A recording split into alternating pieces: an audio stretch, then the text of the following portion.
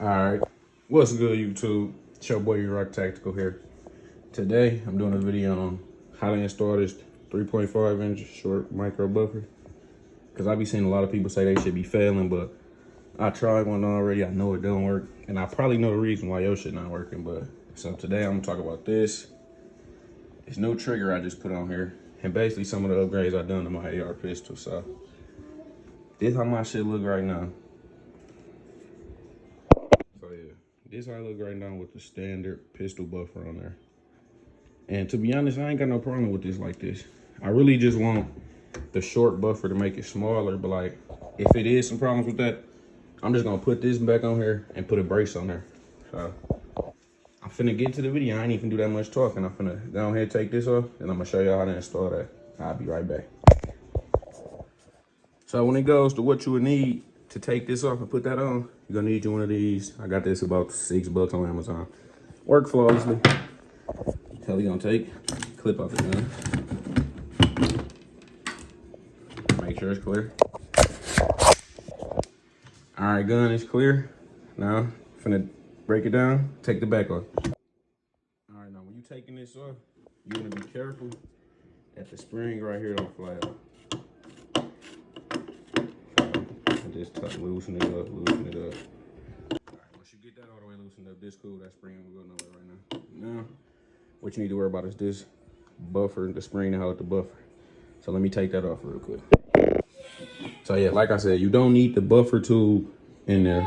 Make sure this spring don't go nowhere. Boom. Now what you wanna do is, so when you finally get installed, it should look like this.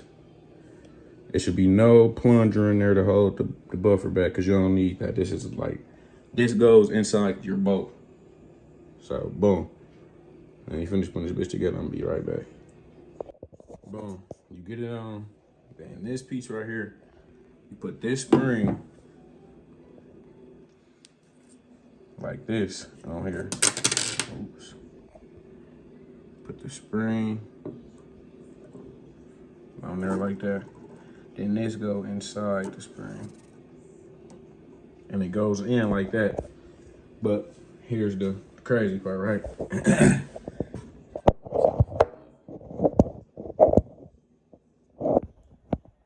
All right, so the crazy part about this, right? The upper has to be on the gun when you are installing it. Cause like I said, this is it goes inside your bolt carrier. Like it don't push up against it, it goes inside. So put your upper back on.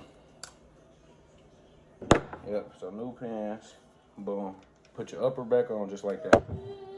Then you take this part and insert it in here. But you have to push down on it with some force.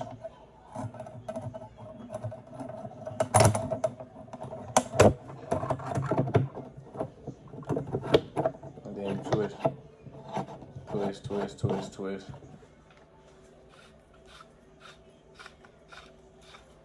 Twist it back on. You just keep twisting it tight as you can get it, because like I said, this is what the bolt goes in.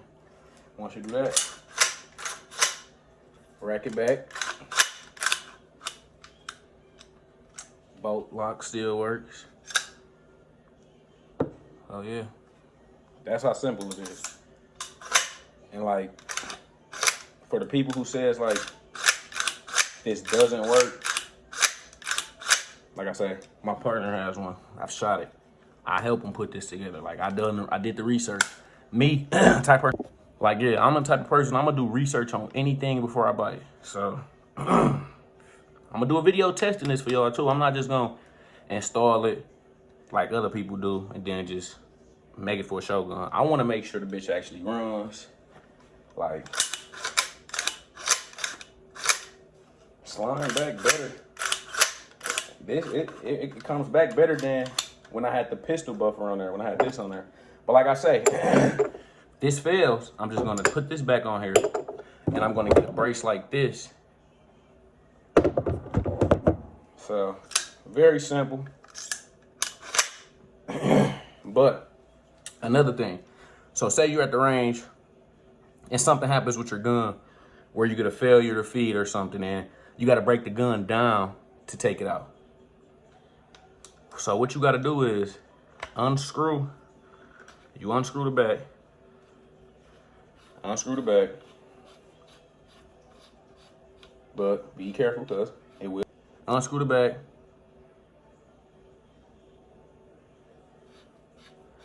Unscrew the back. Boom.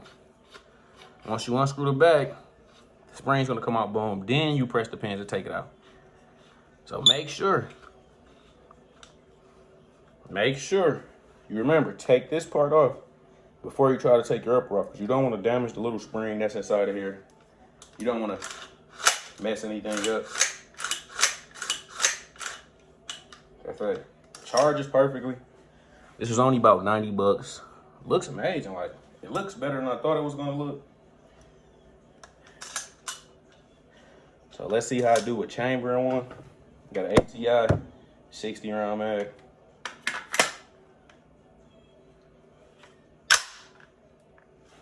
Chamber perfectly. So yeah, like me racking it back, it reliably cycles, but charging a gun and shooting a gun are two different things. So much pressure built up inside. I never know how this spring is gonna perform, but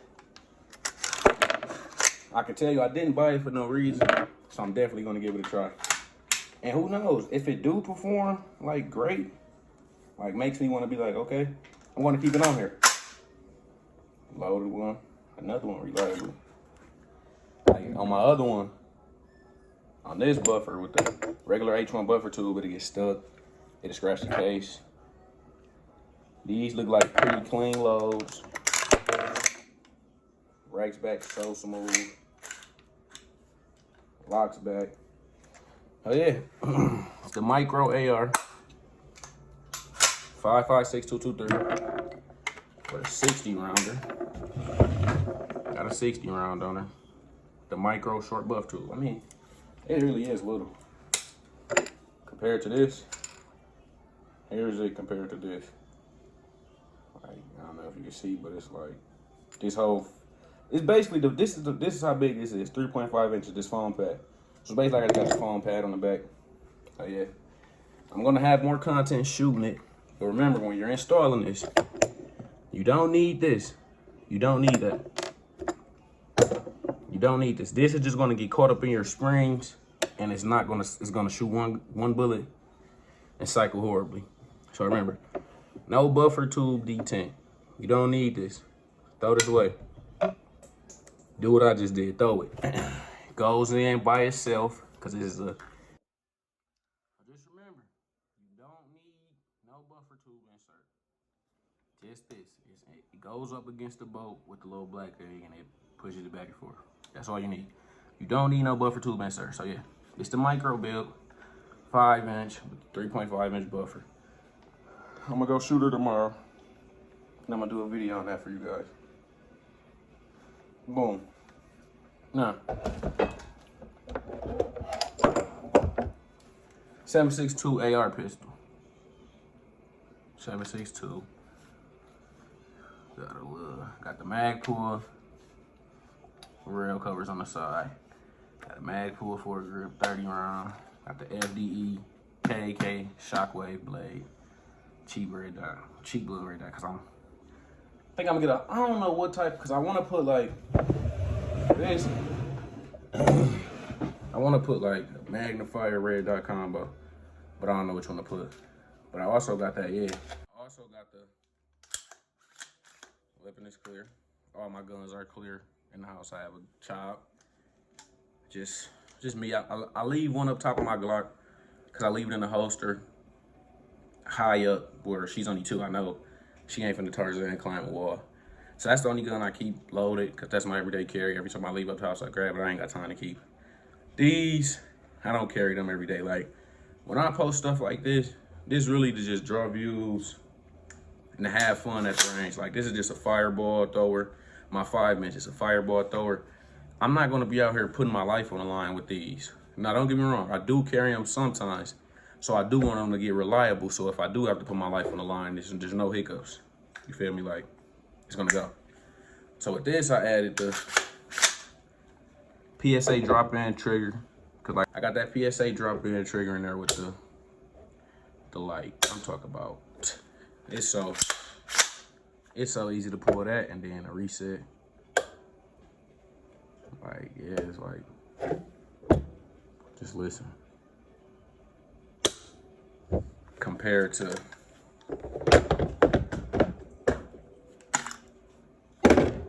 my micro with the standard trigger in there, it's like, yeah, it takes like twice as more. Reset is longer as well, then. So yeah, use my range toys, man. Plus they just look nice. I'm a Call of Duty guy.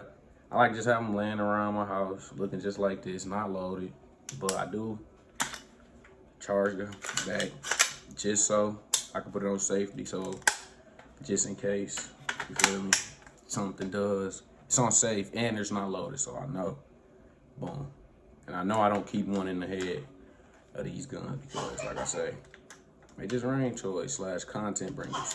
Like these bring content, so like these bring viewers, subscribers, so I'm gonna keep building these. 3.5 inch, dude. So with my 7.5 inch, I love this because it's just like, feel me, like you can really just, but arm shoulder it, I cheek it until it falls into my shoulder, then I shoulder it. ATF says so, so shit, why not use to the best of my abilities? I run an H2 buffer in here just because it is 7.62. And you know 7.62 got that harder primer, it's much dirty. When I first built the 7.62 AR, Bear Creek, 199 cheap one, it had me like, wow, this is $200, so I wonder what 500 you give me. So I purchased this up for 500. I probably had one hiccup, and that was when I was shooting steel. But it only stopped shooting the steel one time. Shot a whole 60 rounds of steel, 59 rounds of steel with one hiccup.